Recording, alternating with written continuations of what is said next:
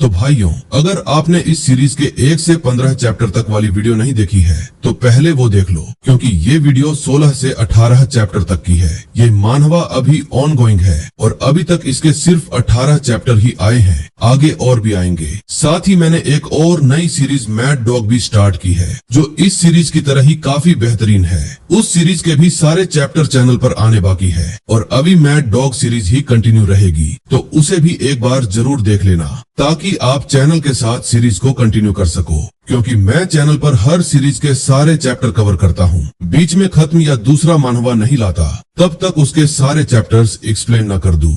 पिछली पार्ट में हमने देखा था कि किम जी स्कूल में आ जाता है। एंड क्लास में आने के बाद बहुत नर्वस हो जाता है और अपने आप को सबके सामने इंट्रोड्यूस करता है। अपने आप को इंट्रोड्यूस करने के बाद वह अपने चेयर पर जाकर बैठ जाता है और किम जी सोच रहा होता है कि क्या वो सच में स्कूल पर आ गया है। वह इस समय बहुत ज्यादा नर्वस है और वह नहीं समझ पा रहा होता कि क्या करे। उसके बगल में 2 लड़कियां होती हैं जो बात कर रही होती हैं कि यह वही न्यू लड़का है जिसका नाम किम जी है, और वह कह रही होती हैं कि यह काफी ज्यादा क्यूट है। किम जी के पीछे साइड कुछ लड़के होते हैं जो आपस में बात कर रहे होते हैं कि यह लड़का कहां से ट्रांसफर लेकर आया है, और एक लड़का बोल रहा होता है कि क्या यह फुटबॉल में अच्छा होगा। इस समय किम जी को रियलाइज होता है कि सभी लोग उसी को घूर रहे हैं। तब हमें पिछली रात का सीन दिखाया जाता है, जहां पर हाय जी की बड़ी बहन उसे कह रही होती है कि वह उसे अपना पहला मिशन दे रही है। यह सुनकर किम जी शॉक हो जाता है कि उसे कोई मिशन मिल रहा है। हाय जी की बड़ी बहन उसे बताती है कि वह इसकी प्लानिंग कुछ दिनों से कर रही थी। वह किम जी को एक बैग देती है और किम जी को बैग में एक स्कूल यूनिफॉर्म मिलता है। हाय जी भी यह देखकर शॉक हो जाती है कि किम जी को स्कूल ड्रेस क्यों मिली है। हाय जी की बड़ी बहन उसे बताती है कि किम जी अब स्कूल ज्वाइन करेगा,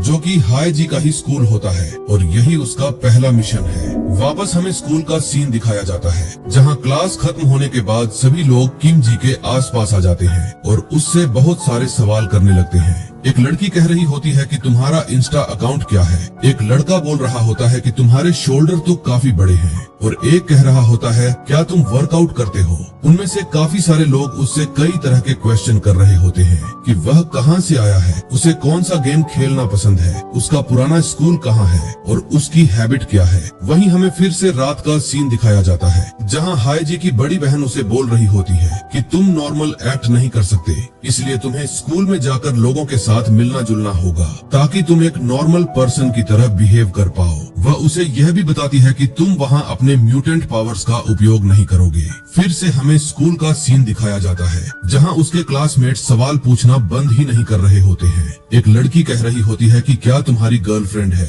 और उसे फॉलो बैक करने को कह रही होती है। यहाँ पर किम जी बहुत ज्यादा फ्रस्ट्रेटेड दिख रहा होता है और उसके पीछे कुछ लड़के बोल रहे होते हैं कि तुम इस वीकेंड पर क्या कर रहे हो, क्या तुम हमारे साथ क्लब चलना चाहोगे। यहाँ पर किम जी अपने आप को पूरी तरह फंसा हुआ फील कर रहा होता है। तभी एक बेंच पर एक तगड़ा हाथ जोर से पड़ता है और वह आदमी कहता है सब के सब रुक जाओ, यह कोई नहीं बल्कि हमारा ट्यू होता है। वह किम जी के पास आता है और उसके कंधे पर हाथ रखकर कहता है कि इसके पास कोई इंस्टा अकाउंट नहीं है और यह अच्छा फुटबॉल खेलता है और सबको बोलता है कि इसे कुछ देर के लिए अकेला छोड़ दो, इसे परेशान मत करो। वह सबको बताता है कि किम जी उसका बचपन का फ्रेंड है। सभी लोग वहाँ से किम जी को अकेला छोड़ देते हैं। तब किम जी ट्यू को थैंक यू बोलता है और उसके बाद ट्यू किम जी को एक कोल्ड लॉक में पकड़कर हंसते हुए कहता है कि मैंने हाय जी से सब कुछ पता कर लिया है और तुम्हें यहाँ एक स्टूडेंट की तरह नॉर्मल एक्ट करना है। यहाँ पर किम जी काफी ज्यादा खुश दिख रहा होता है कि वह भी अब स्कूल में दोस्तों के साथ घुल मिल पाएगा। ट्यू उसे कहता है कि अगर उसे कुछ भी परेशानी या दिक्कत होती है तो वह उसे बता सकता है, क्योंकि वह बहुत होशियार है। तभी हमें क्लास का सीन दिखाया जाता है, जहाँ एक टीचर पढ़ा रहा होता है। हम वहाँ ट्यू और किम जी को एक ही क्लास में देखते हैं। टीचर ट्यू से सवाल करता है कि ब्लैक डेथ किस बैक्टीरिया के कारण होता है। वहाँ ट्यू फुल कॉन्फिडेंस के साथ कहता है क्या आप मुझे सच में अंडर एस्टिमेट कर रहे हो, और जवाब देता है कोविड। उसके बाद टीचर आकर उसके सिर पर डंडा मारता है और कहता है कि वह कितना बेवकूफ है और उसे बैठने को कहता है। फिर टीचर किम जी की तरफ इशारा करता है और कहता है ट्रांसफर स्टूडेंट, क्यों ना तुम इसका जवाब देने की कोशिश करो। ट्यू अचानक टेंशन में आ जाता है और सोचता है कि किम जी भले ही बहुत स्ट्रॉन्ग है पर उसने कभी पढ़ाई नहीं की होगी और वह जवाब नहीं दे पाएगा। तभी हम देखते हैं कि किम जी अपना हाथ उठाता है और जवाब देता है कि यह यर्सिनिया पेस्टिस है। सभी लोग हैरानी से उसकी तरफ देखने लगते हैं। फिर टीचर कहता है, ओह क्या तुमने सच में पढ़ाई की है? तो फिर बताओ भारतीय सामाजिक पदानुक्रम को क्या कहा जाता है? किम जी जवाब देता है कि यह एक कास्ट सिस्टम है। यह सुनकर क्लास के सारे लोग शॉक हो जाते हैं। टीचर और भी सवाल करता है लेकिन किम जी सभी का जवाब दे देता है। इसके साथ टीचर चश्मा ऊपर करते हुए कहता है कि यह तो बिल्कुल अनबिलीवेबल है। वह सभी से कहता है कि इतने सालों के एक्सपीरियंस में उसने ऐसा बच्चा नहीं देखा जो तुरंत जवाब दे सके और सभी को उसके लिए क्लैप करने को कहता है। यहाँ पर किम जी का ऑनर बढ़ जाता है। सभी लोग उसकी तारीफ करते हैं कि नया स्टूडेंट बहुत स्मार्ट है और किम जी मन ही मन शर्माता है जबकि ट्यू की हालत खराब हो जाती है। इसके बाद हमें क्लास के बाद का सीन दिखता है जहां ट्यू किम जी से पूछता है कि उसने यह सब कहां से सीखा। किम जी बताता है कि जब वह लैब में था तब उसके पास करने को कुछ नहीं होता था, इसलिए उसने बहुत सारी किताबें पढ़ी थी और वही काम आई। ये सुनकर ट्यू थोड़ा इमोशनल हो जाता है और कहता है कि उसका भाई तो बचपन से ही अकेला रहा है, सिर्फ किताबों के सहारे। वह रोने लगता है और बताता है कि अगला पीरियड गेम्स का है। इसके बाद हम प्लेग्राउंड का सीन देखते हैं जहां स्टूडेंट्स दो टीम में डिवाइड होते हैं। एक लड़का बॉल पकड़कर कहता है कि आज हम डॉज बॉल खेलेंगे और यह सेक्शन 1 और सेक्शन 2 के बीच का गेम होगा। हमें बताया जाता है कि यह एक ही क्लास है जिसे 2 सेक्शन में बांटा गया है। एक तरफ ट्यू की क्लास और दूसरी तरफ दूसरी टीम होती है। दोनों टीमें एक दूसरे को चैलेंज और मॉक कर रही होती हैं। तभी किम जी ट्यू के पीछे खड़ा होकर पूछता है कि डॉज बॉल क्या होता है। ट्यू उसे समझाता है कि सामने वाली टीम बॉल फेंक कर मारने की कोशिश करेगी और दूसरी टीम को उससे बचना होगा। यह थ्रो और डॉजिंग का गेम है। वह उसे बॉल देकर कहता है कि अब तू समझ गया। तभी एक उड़ती हुई बॉल आकर ट्यू के चेहरे पर जोर से लगती है और सामने वाली टीम उसका मजाक उड़ाती है। किम जी पूछता है, भाई तू ठीक है ना? ट्यू गुस्से में कहता है कि गेम शुरू भी नहीं हुआ था और मैं तैयार नहीं था। इसके बाद गेम शुरू होता है और हम देखते हैं कि सारे लोग आउट हो जाते हैं, सिर्फ किम जी बचता है। ट्यू कहता है कि वह डॉज बॉल में स्पेशलिस्ट नहीं है। किम जी कहता है कि बस उसे थ्रो और डॉज करना है। उसे याद आता है कि ट्यू ने कहा था कि अपनी ताकत का आधे से भी कम इस्तेमाल करना है, लेकिन किम जी हैरान होता है क्योंकि उसे पता ही नहीं कि अपनी पावर को आधा कैसे करे। सामने वाली टीम का एक लड़का बॉल पकड़कर कहता है कि अब वह नहीं बचेगा और फुल स्पीड से बॉल फेंकता है। बॉल को अपनी तरफ आते देखकर किम जी हैरान हो जाता है लेकिन आसानी से उसे डॉज कर लेता है। डॉज करते हुए वह सोचता रहता है कि अपनी पावर को आधा कैसे करे। सामने वाली टीम हैरान हो जाती है कि वह सारे बॉल्स को कैसे डॉज कर रहा है, क्या वह प्रो है? तभी चारों तरफ से बॉल्स फेंकी जाती हैं, लेकिन किम जी अपनी फास्ट मूवमेंट से सबको डॉज कर लेता है। ट्यू की हालत खराब हो जाती है और वह उसे अपनी स्किल दिखाने से मना करता है। तभी किम जी की नजर ट्यू पर पड़ती है और वह जानबूझकर एक बॉल अपने चेहरे पर खा लेता है। आखिरकार सभी मिलकर उसे आउट कर देते हैं। जमीन पर पड़े हुए किम जी सोचता है कि शायद उसने ज्यादा स्किल दिखा दी और वह हंसने लगता है। तभी हम हाय जी को देखते हैं जो प्लेग्राउंड में बैठकर मैच देख रही होती है। उसकी दोस्त कहती है कि यह लड़का सेक्शन 2 से है, काफी हैंडसम है और गेम्स में भी अमेजिंग है। हाय जी बस हाँ कहकर बात टाल देती है। इसके बाद स्कूल छुट्टी का सीन आता है जहाँ तीनों घर जा रहे होते हैं। ट्यू पूछता है कि पहला दिन कैसा रहा और कहता है कि पावर्स छुपाने में दिक्कत आई होगी। वह कहता है कि अगर कुछ भी चाहिए तो सिर्फ उसके पास आना क्योंकि वह भरोसेमंद है। किम जी कहता है हाँ और महसूस करता है कि यह लैब से बहुत अलग है। यहाँ कोई उसे कंट्रोल नहीं कर रहा। वह दिन भर के पलों को याद करता है, फुटबॉल, गेम्स, कैंटीन और खुश हो जाता है। वह दोनों को कहता है कि आज उसने बहुत मस्ती की और यह सब उनकी वजह से हुआ और उन्हें थैंक यू कहता है। ट्यू कहता है कि अगर उसने फिर से थैंक यू कहा तो वह उसे मारेगा क्योंकि दोस्ती में no sorry, no thank you. इसके बाद एक सीन आता है जहां एक आदमी अपने 2 बॉडीगार्ड्स के साथ चल रहा होता है। वह पूछता है कि लैब से कोई खबर आई है। जवाब मिलता है कि अभी तक उन्हें पता नहीं चला कि हम सामान की हेराफेरी तैयारी कर रहे हैं। वह कहता है अच्छा है, बस कुछ दिन और अच्छा बनने का नाटक करना है। तभी वह सामने देखता है और रुक जाता है। सामने एक आदमी बैठकर नूडल्स खा रहा होता है। वह कहता है तुम जल्दी आ गए, और फिर कहता है रुको मैं खाना खत्म कर लूं। वह अपने आदमियों से कहता है कि इसे बाहर निकालो, लेकिन वह उन्हें रोक देता है। बॉस पूछता है कि दिक्कत क्या है। वह आदमी पास आकर कहता है कि वह उसका चेहरा देखना चाहता है, क्योंकि सनग्लास की वजह से साफ नहीं दिख रहा। जैसे ही वह चश्मा उतारने वाला होता है, बॉस उसे घूंसा मार देता है और कहता है कि यहाँ से चला जाए। तभी उसके आदमी बताते हैं कि बस एक ही बार में उसका हाथ मुड़ गया। हमें दिखाया जाता है कि उस आदमी का आधा चेहरा पत्थर जैसा बन गया है। वह खड़ा होकर कहता है कि तुम लैब से पैसे लेकर आ रहे हो ना, और पूछता है कि कितने पैसे हैं। तब पता चलता है कि यह हार्ट ऑफ रॉक है और उसका नाम दो यंग है। वह कहता है कि वह सारे पैसे पेमेंट के रूप में चाहता है।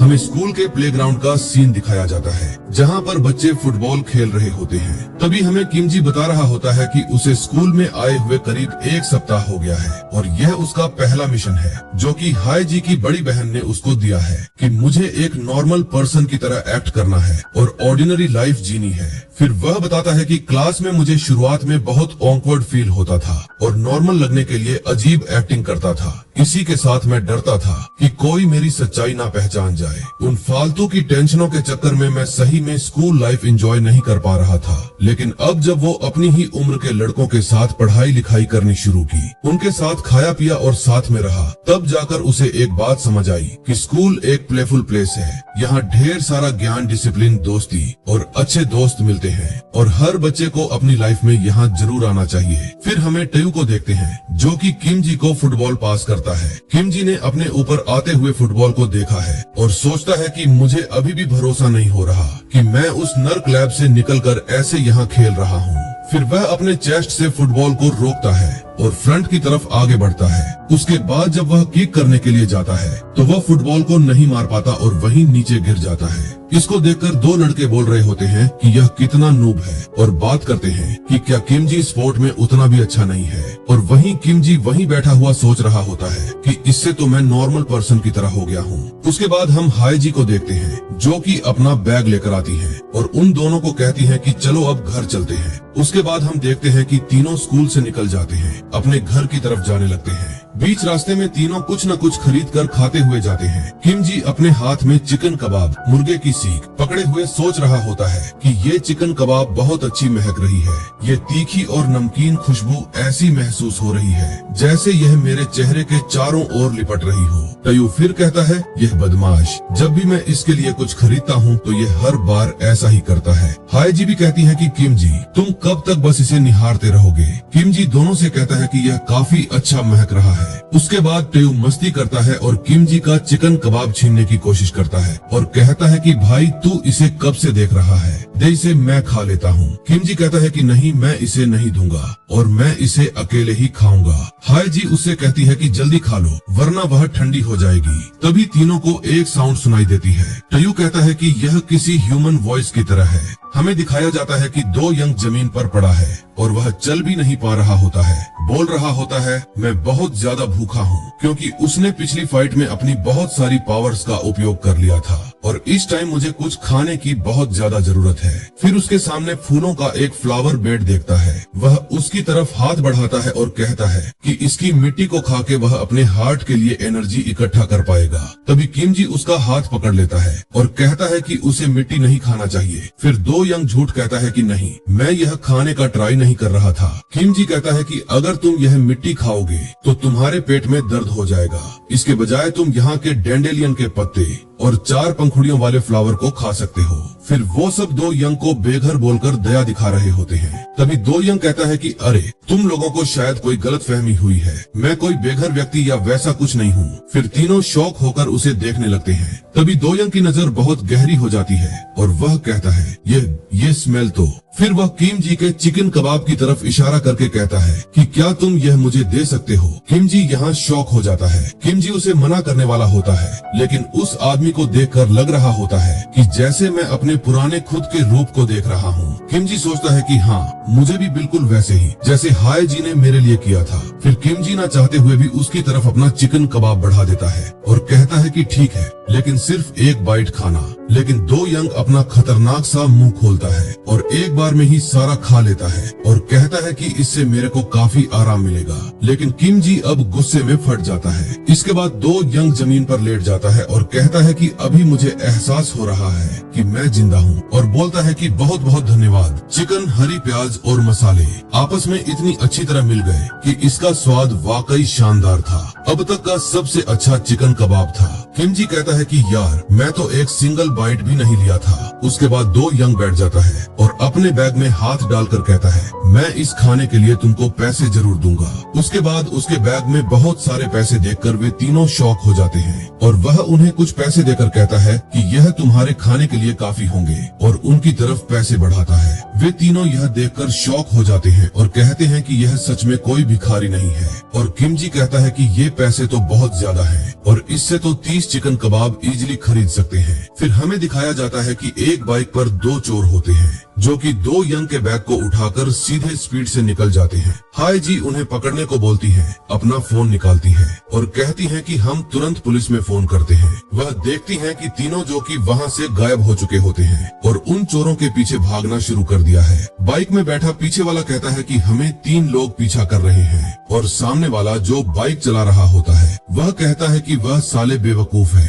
क्योंकि उनके पास मोटरसाइकिल है और वह तीनों पैदल हैं। क्या वह हमें पकड़ भी पाएंगे? किम जी अपने दोस्तों से कहता है कि टने अकेले पकड़ लेगा। फिर टयू शॉक में पड़ जाता है। किम जी फिर से अपनी पावर्स का उपयोग करेगा जिससे लोग उसे देख लेंगे। सबसे पहले किम जी होता है, उसके पीछे दो यंग, फिर उसके पीछे टयू। तभी दौड़ते हुए टयू गिरने लगता है जो कि अपने आगे वाले दो यंग का पैंट पकड़ लेता है। इसके बाद वह दोनों रुक जाते हैं क्योंकि दो यंग का पैंट पीछे से फट जाता है और रुक कर दो यंग कहता है कि अबे भाई, तूने ये क्या कर दिया? टयू शर्माते हुए कहता है कि सॉरी भाई, मैंने जानबूझकर नहीं किया, मैं गिर जा रहा था। इधर किम जी फुल पावर से उन्हें चेज कर रहा होता है और कह रहा होता है कि डोंट वरी, मैं बैग को जरूर से वापस ले लाऊंगा। और वह कहता है कि यहाँ कोई भी मुझे देख नहीं रहा और मैं अपनी पावर का इस्तेमाल कर सकता हूँ। उसके बाद उसका हार्ट एक्टिवेट होता है और वह फ्लैश की स्पीड से भागने लगता है। मोटरसाइकिल पर बैठा हुआ पिलियन देखता है कि किम जी बहुत तेजी से उसकी तरफ आ रहा होता है और वह कहता है कि ये साला इतनी तेजी से कैसे दौड़ रहा है। फिर किम जी अपनी फुल स्पीड से उसके पास आता है और वह उसे छूने ही वाला होता है और वह पिलियन अपने सामने वाले राइडर को कहता है, भाग भाई भाग। उसके बाद दोनों बाइक से आगे निकल जाते हैं और किम जी वहीं रुक जाता है। दोनों आगे जाते हैं और पिलियन कहता है कि उस बंदे की फिजिकल स्ट्रेंथ बहुत ज्यादा थी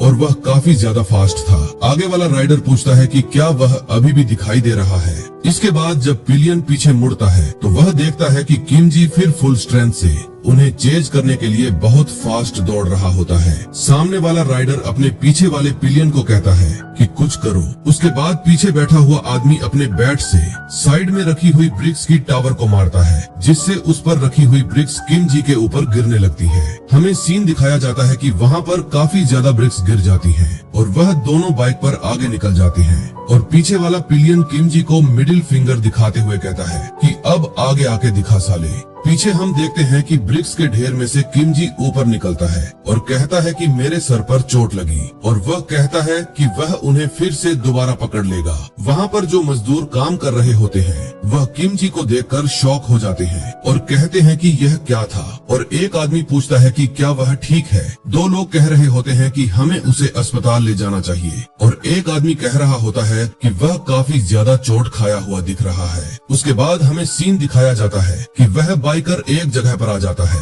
और पीछे वाला कहता है कि अब हमें कोई भी चेज नहीं कर रहा है, और वह बाइकर कहता है कि आज हमें काफी ज्यादा प्रॉफिट हुआ है। फिर पिलियन उसके सामने तरफ उंगली करते हुए कहता है कि है वहाँ देखो। तभी हमें दो यंग दिखाई देता है जो कि सीधे राइडर के सामने आकर अपनी मुट्ठी बांध करके उस पर पंच करने की तैयारी कर रहा होता है, और दो यंग सीधे बाइक के हेडलाइट पर अपने पंच से वार कर देता है। उसके बाद दोनों चोर हवा में उड़ जाते हैं। उनके सामने दो यंग आता है और अपने चश्मे को स्टाइल से उतारते हुए कहता है कि तुमने जैसे ही ग्राउंड को टच किया मैंने सब कुछ सेंस कर लिया और मैं यहाँ पर आ गया। पीछे वाला पिलियन कहता है कि यह भी हार्ट म्यूटेंट निकला और राइडर डर जाता है। दो यंग अपने फेस का आधा हिस्सा रॉक में ट्रांसफॉर्म करके उनसे कहता है कि वह पैसा तुम्हारे लिए नहीं है और उसे पैसे को अब मुझे सौंप दो।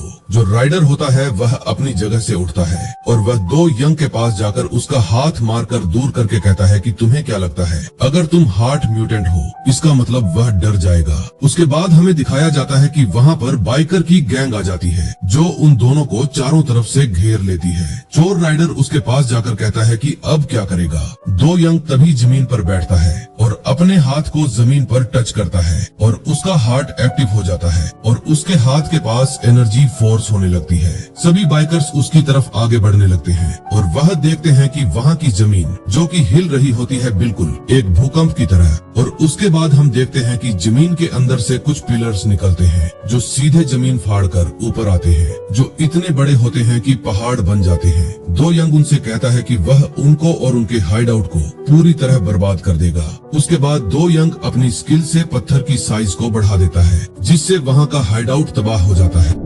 फिर हमें सीन दिखाया जाता है कि हाई जी की बड़ी बहन हमारी हॉट लेडी को उसका जूनियर असिस्टेंट एक डॉक्यूमेंट देता है जिसमें दो यंग की फोटो लगी होती है जो कि कह रहा होता है यहाँ उस ट्रैकिंग टारगेट का डेटा है जिसके बारे में आपने पहले पूछा था, जिसका नाम दो यंग है, जो निर्माण कंपनी से जुड़े होने का अनुमान है, जो कि किसी कंस्ट्रक्शन कंपनी का टेक्निकल टीम लीडर है। वह लेडी उसके डॉक्यूमेंट प्रोफाइल को देखकर कहती है कि यह काफी ज्यादा यंग लग रहा है और वह कहती है कि उसे किम जी से कांटेक्ट करना चाहिए क्योंकि हो सकता है दोनों दोस्त हों।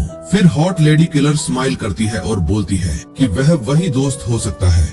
सीन चेंज होता है और हम किम जी को देख पाते हैं जो कि पूरी तरीके से शॉक होता है और वह हाई जी की बड़ी बहन से कह रहा होता है कि क्या आपने मेरे फ्रेंड को ढूंढ लिया। उसके बाद हाई जी की बहन कहती है कि पहले शांत हो जाओ क्योंकि अभी तक यह कंफर्म नहीं हुआ है। उसके बाद किम जी कहता है कि ओके ठीक है। लेडी किम जी को कहती है कि वह यूनिफॉर्म में काफी ज्यादा अच्छा लग रहा है और यूनिफॉर्म उसके ऊपर सूट कर रही है और पूछती है कि तुम्हारा स्कूल लाइफ कैसा चल रहा है। देख रहे हो भाई, ये अपने किम जी पर फूल डोरे डाल रही है। किम जी शर्माते हुए कहता है कि हाँ, मैं काफी ज्यादा फन कर रहा हूँ स्कूल में और कहता है कि मेरे नंबर मेरे दोस्तों के मुकाबले काफी ज्यादा कम है। फिर वह लेडी से पूछता है कि आपके बोलने का क्या मतलब था कि आपने मेरे फ्रेंड को ढूंढ लिया है। लेडी कहती है कि हम इन्वेस्टिगेशन कर रहे हैं और हमें पता चला है कि वह भी तुम्हारी एज का ही है। उसके बाद वह उसे डॉक्यूमेंट प्रोफाइल देती है और उसे चेक करने को कहती है कि क्या यह तुम्हारा फ्रेंड है। किम जी उस फोटो को उठाता है और देखता है। किम जी शौक तरीके से उस फोटो को देखने लगता है तो लेडी पूछती है कि क्या यह तुम्हारा फ्रेंड है। तभी किम जी उसे बताता है कि यह तो एक होमलेस वाला आदमी है जो उसे मिला था। फिर वह लेडी को बताता है कि कैसे उसने मेरे पूरे चिकन कबाब को खा लिया था। लेडी उसे उसका एक और फोटो देती है और याद करने को कहती है कि क्या वह कोई बचपन वाला दोस्त है। किम जी बड़े फोकस के साथ दोनों फोटो देखने लगता है और बोलता है कि उसका आईसाइट कमजोर हो गया था लैब के एक्सपेरिमेंट की वजह से, इसलिए वह ठीक से पहचान नहीं पा रहा है। वह दोनों फोटो को देख ही रहा होता है कि तभी वह अचानक शॉक हो जाता है क्योंकि दूसरे फोटो में उसे आदमी का हाथ दिख रहा होता है जो कि टोटली पत्थर का बना होता है। फिर वहाँ पर किम जी जोर से कहता है कि क्या यह अपने बॉडी को पत्थर में बदल सकता है। फिर वह बताता है कि यह तो मेरा दोस्त दो यंग है जो कि बचपन में मेरे साथ वही लैब में था और इसकी एबिलिटी ये है कि वह अपने बॉडी को किसी भी पत्थर में या किसी भी चीज में बदल सकता है। लेडी बताती है कि ये हार्ट ऑफ स्टोन की पावर है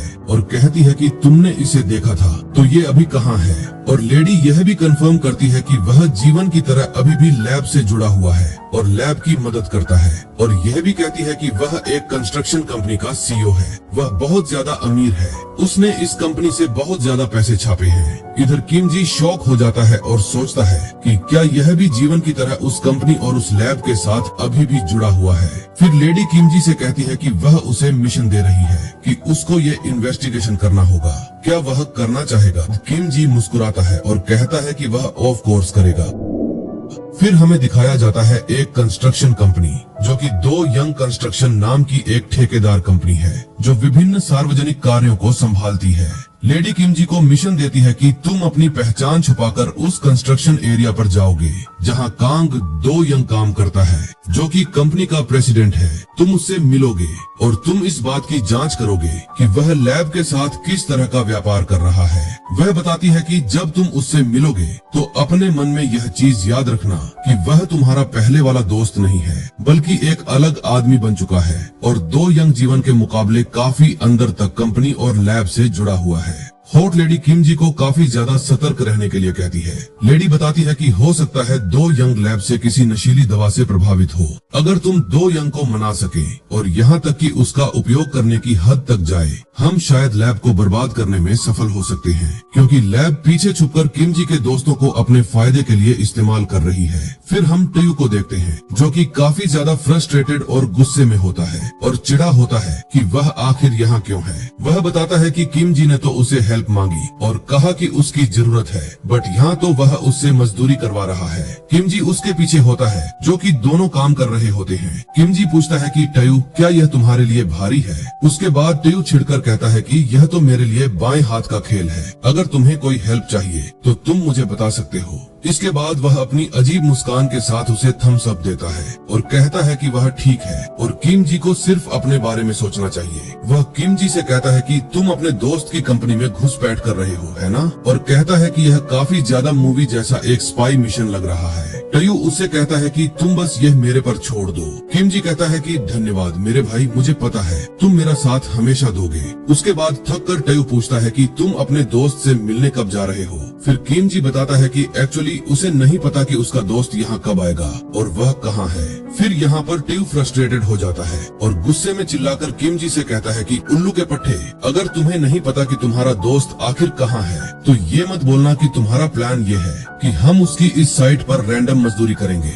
और वह तुम्हें कहीं से ऐसे ही मिल जाएगा। किम जी कहता है कि बेजे, क्या यह आइडिया अच्छा नहीं है? टयू कहता है कि क्या तुम्हें पता है कि सिर्फ इस साइट पर कितने लोग काम कर रहे हैं और उस पर भी तुम्हारा दोस्त कंपनी का प्रेसिडेंट है। हो सकता है कि यहाँ नीचे रहते हुए तुम उसे एक बार देख भी न पाओ। फिर टयू थक कर पास में बैठे कुछ मजदूरों की तरफ उंगली करता है और कहता है कि हम उनसे जाकर पूछ सकते हैं कि प्रेसिडेंट से कैसे मिल सकते हैं। किम जी कहता है कि क्या वे हमें बताएंगे? फिर टयू स्टाइल में अपनी बढ़ाई करते हुए कहता है कि तुमको नहीं पता क्या कि उसका नाम टयू है, और वह आइडिया देता है कि अगर हम लोग उनकी बातों को मानेंगे तो हमारा काम हो जाएगा, क्योंकि ऐसे लोगों को वह बहुत अच्छे से जानता है। फिर वे दोनों जब उनसे सवाल पूछने पास जाते हैं तो हम देख पाते हैं जो कि गुस्से में होते हैं और कह रहे होते हैं कि दो छोटे लुच्चे कौन हैं जो इस जगह को गंदा कर रहे हैं। वे कहते हैं कि नहीं, हम तुम जैसे बिगड़े हुए बच्चों को काम दे देते हैं और तुम बस इधर उधर मटर गश्ती कर रहे हो। उनमें से एक कहता है कि तुमने नहीं देखा, हम बड़े बिजी हैं। तुम कमबख्तों ने अभी से काम से जी चुराना शुरू कर दिया। हाँ, वे कहते हैं कि एम्थरियम, मेरे पास सवाल पूछने का समय नहीं है, अपने दिमाग का इस्तेमाल करो और इसे खुद ही समझो। वे कहते हैं कि सच में आजकल के बच्चों की वजह से ही यह देश नर्क में जा रहा है। फिर वह मजदूर किम जी की तरफ इशारा करके पूछता है कि तुम छोटे बच्चे, तुम्हें यहाँ किसने कहा कि तुम सामान लेकर इधर उधर भाग सकते हो? अगर तुम्हारी गलती से किसी कर्मी को चोट लग गई तो इसकी रिस्पॉन्सिबिलिटी कौन लेगा? वह उन्हें डांटता है और ऑर्डर देता है कि वह सारे सामानों को वहाँ से हटाओ 1 घंटे के अंदर, वरना पूरे किए बिना तुम घर नहीं जा सकते। वह दोनों शॉक हो जाते हैं कि इतने सारे सामान 1 घंटे में कैसे होगा। वह दोनों ऑन ऑर्डर मानते हैं और कहते हैं कि हम यह जरूर करेंगे। फिर वर्कर आपस में बात करते हैं कि मैं पहले ही कहता था कि बच्चों को काम पर मत रखो। टयू अपना सर खुजाते हुए कहता है कि उन्होंने तो हमें कुछ पूछने का चांस ही नहीं दिया, और किम जी से पूछता है कि हम इतने सारे सामान को 1 घंटे में यहाँ से कैसे हटाएंगे।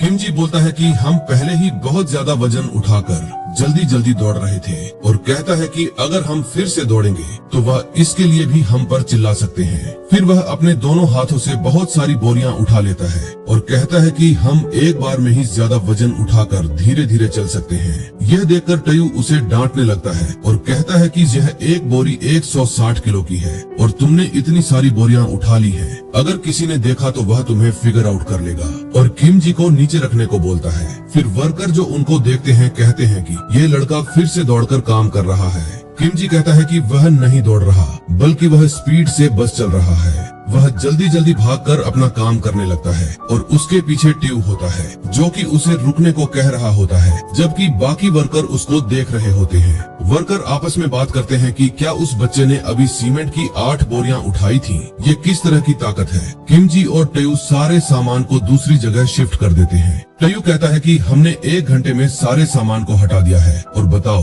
अब अगला क्या काम करना है। एक वर्कर कहता है कि तुमने अभी इतने सारे सामान को हटाया और अभी भी तुम पर बहुत एनर्जी बची है। यह देखकर वह हैरान हो जाता है और कहता है कि साइड में कुछ और बोरियां रखी हैं, उन्हें भी हटा दो। यह बोलने से पहले ही किम जी दौड़कर उन बोरियों को लेकर भागने लगता है। यह देखकर वर्कर हैरान हो जाते हैं कि उसने तुरंत ही उन बोरियों को भी शिफ्ट कर दिया है। किम जी उनसे कहता है कि अब वह उनके अगले ऑर्डर का वेट कर रहा है और उनकी हेल्प करने को हमेशा तैयार है। ये देखकर वर्करों की सांसें अटक जाती हैं और वे दोनों वर्करों के कामों में हेल्प करने लगते हैं। ट्यू उनकी सीमेंट बनाने में और बाकी वायरिंग और सभी कामों में हेल्प करने लगता है। किम जी तो बड़े बड़े पिलर्स को अपने हाथों से ही उठा लेता है, जबकि एक पिलर को उठाने के लिए 2 वर्करों की जरूरत पड़ती है। यह देखकर वर्कर उनसे काफी ज्यादा इम्प्रेस हो जाते हैं और उनकी तारीफ करने लगते हैं कि यह बच्चा तो काफी ज्यादा फास्ट और मेहनती है। फिर हम देखते हैं कि एक वर्कर वायरिंग का काम कर रहा होता है और ट्यू नीचे से उसके स्टैंड को पकड़े हुए रहता है। अचानक वहाँ की तार टूट जाती है और हवा में लहराने लगती है,